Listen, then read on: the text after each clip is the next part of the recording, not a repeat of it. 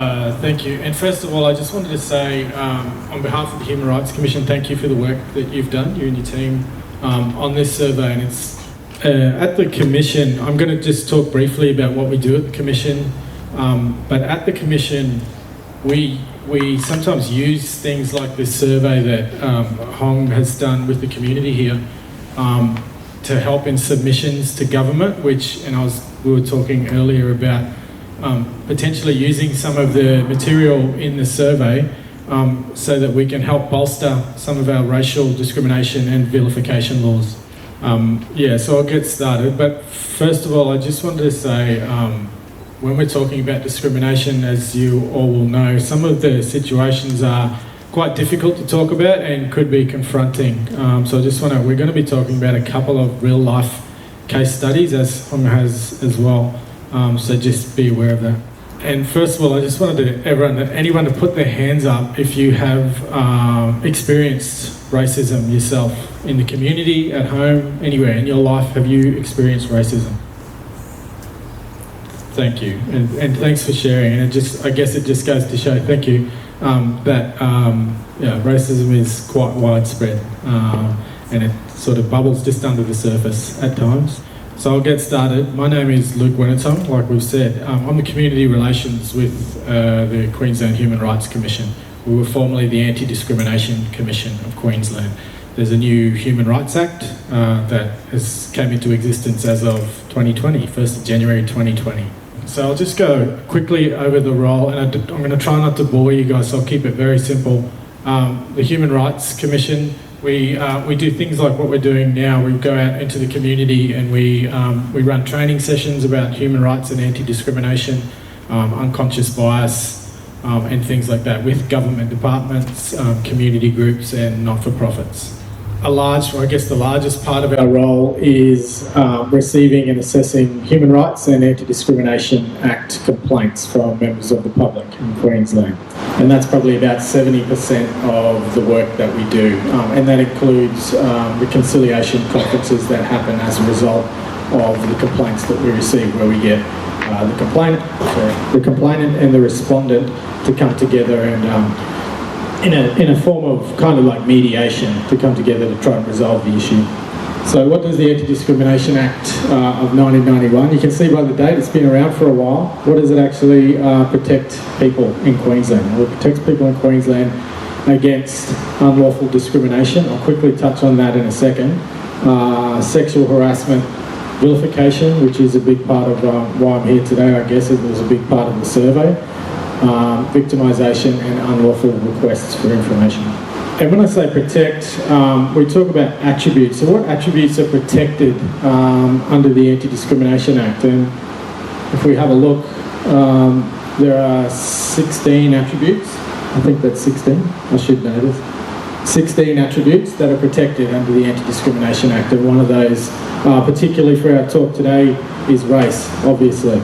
But there are other things like even people breastfeeding, mothers breastfeeding in a cafe, that's protected under the Anti-Discrimination Act. The difference between the Human Rights Act, which has just come in, and the Anti-Discrimination Act, I think very briefly and very broadly, I'll say that the Human Rights Act protects Queenslanders in a very broad sense from a lot of, there's a lot of limitations. Like, for example, under the Human Rights Act, freedom of movement is one of the protections, which is very relevant with COVID-19. Whereas the Anti-Discrimination Act has very specific protections in it and is not as broad as the Human Rights Act. And I'll add that quite often, as the Human Rights Act has come in, it can be that a complaint, if anyone here has had contact with us before, if you're complaining to us, could potentially be a Human Rights Act complaint and an Anti-Discrimination Act complaint all in one. So what is discrimination? I think we all probably have a picture in our head of what discrimination is, but written in the PowerPoint here is a person with a protected attribute. When I talk about attribute, I mean one of those attributes. So a person with a protected attribute is treated less favourably than someone without that attribute in an area covered by the Act, so work, superannuation, education, things like that. And so particularly relevant for the survey and this community here is obviously race, if we go back, we look at race as one of the attributes. So direct discrimination would be if you were treated differently. Let's say a lot of those survey results, we're in Earlville Shopping Centre. If you were treated differently by a shopkeeper there based on your race, that would potentially be direct discrimination. So as I mentioned, some of the areas, this is pretty boring, but you covered at work, in the areas of work, superannuation. If you're at school, accommodation, administration of state laws and programs and things like that. So this is the complaint process. So basically, under the Anti-Discrimination Act, if you make a complaint to us, and I believe there potentially might be someone in the audience who has made a complaint to us, you make a complaint in writing to us, and one of our conciliators will look at the complaint and decide whether we're going to take the complaint on. Is it relevant?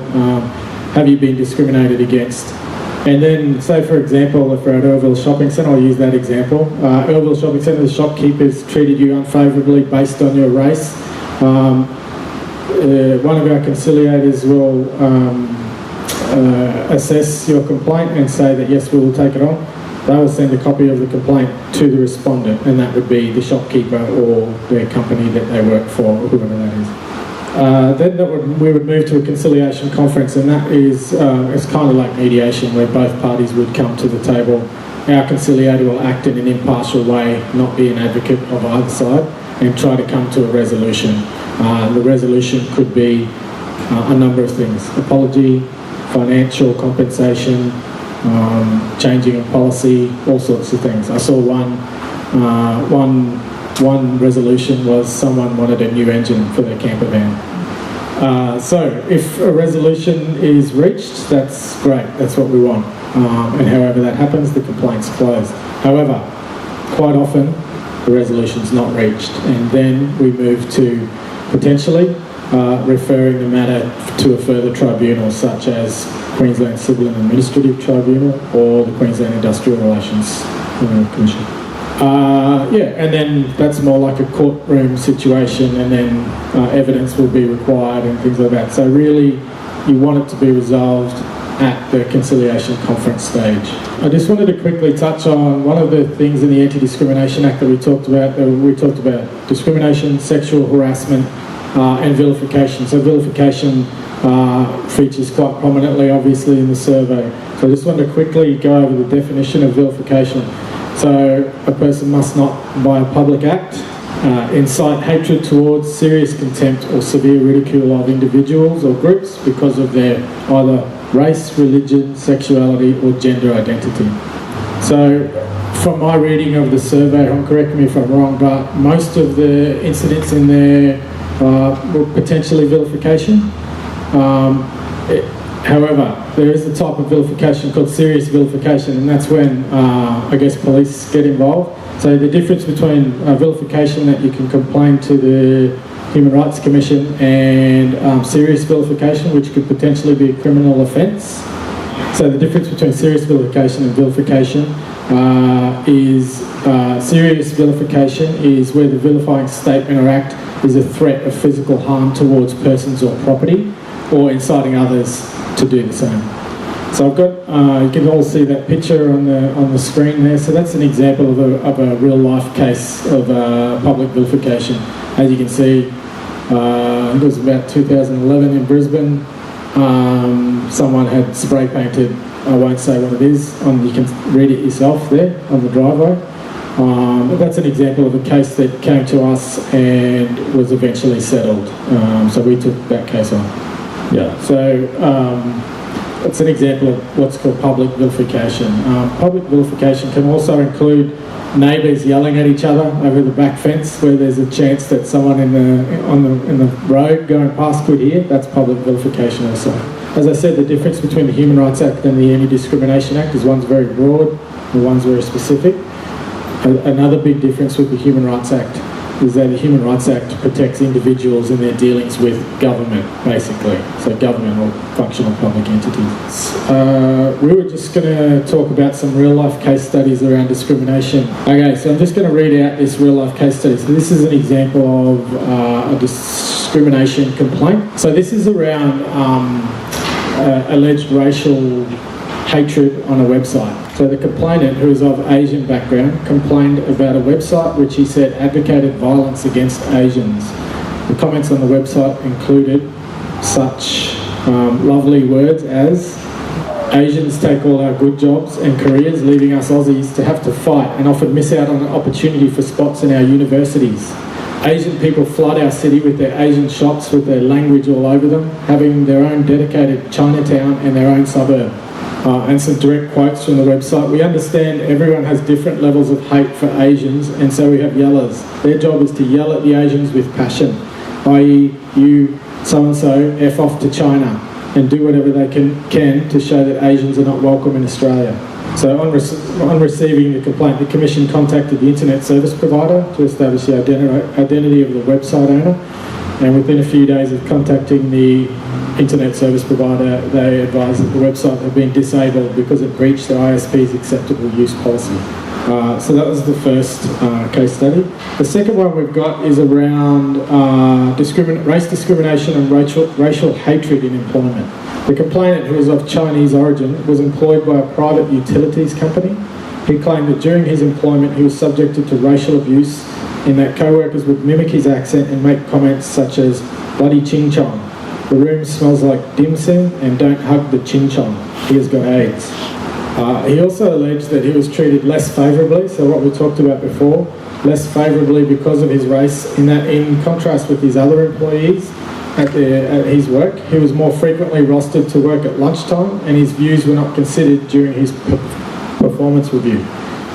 There's a long paragraph here about what the company did, but I'll just say that the company basically denied that anything was about race. So the complaint was resolved by conciliation. So the complainant agreed to withdraw his complaint and the respondent agreed to provide the complainant with a written apology and a work reference and pay him $5,000 in recognition of the embarrassment, humiliation and stress that he may have endured during his employment. Both the real-life case studies. I did want to make a point that vilification is actually hard. It's hard to prove. So Hong and I were having a discussion recently, and a lot of the stuff in the survey was people just walking past or someone driving past and yelling out a slur or something. That's hard to prove. And we recognise that at the Commission. So, and as a result of COVID, everything's just increased. The contacts about racial discrimination have increased to us. So the complaint process is a long process. So we've, on our website, we have a space where people can come and just report racist incidents and potentially not go through the complaints process, just so the incident's recorded. Yeah, that's all I had to say. So I don't know if we're gonna do questions at the end or now, or I've got some little brochures that Hong's got here, and I'm just going to leave them at the front. I'll hand them out. So it just basically tells you about your rights under the Anti-Discrimination Act and the Human Rights Act. And please feel free to come down and visit me if you have any dramas or you want to talk about anything that's happened to you. My card's there as well. I'll leave it at the front. Ring me if you want to chat about anything. Come down and have a visit, and we'll talk about any incidents you've got, about whether it could potentially become a complaint or you just want to talk about it. Thank you. 谢谢。